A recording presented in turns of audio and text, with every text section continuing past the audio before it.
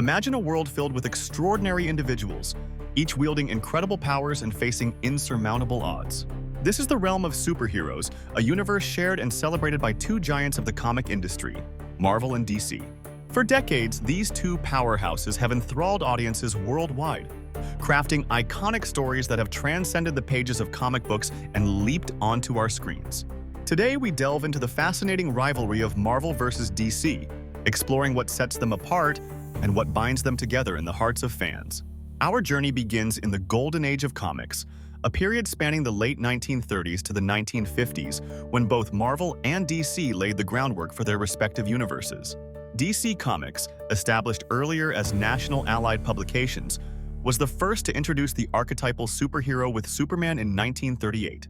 The Man of Steel quickly became a symbol of hope and justice, setting the tone for a pantheon of heroes like Batman and Wonder Woman who would follow. On the other hand, Marvel Comics, originally known as Timely Publications, entered the fray in 1939 and truly began to define itself in the 1960s under the visionary guidance of Stan Lee, Jack Kirby, and Steve Ditko. Marvel introduced us to heroes such as Spider-Man, the X-Men, and the Fantastic Four, characters who were, above all, human. They battled personal demons alongside their villains, resonating with readers through their relatability and complexity. While their origins and character philosophies diverged, the expansion of Marvel and DC into other media brought them into even fiercer competition. The Marvel Cinematic Universe, or MCU, is a prime example of interconnected storytelling. Beginning with Iron Man in 2008, this ambitious web of films and series intricately ties together standalone stories into a cohesive saga. Audiences have been captivated by the larger narrative arcs, culminating in massive crossover events like Avengers: Endgame. DC, while taking a different approach, has crafted its own cinematic universe, the DC Extended Universe, or DCEU.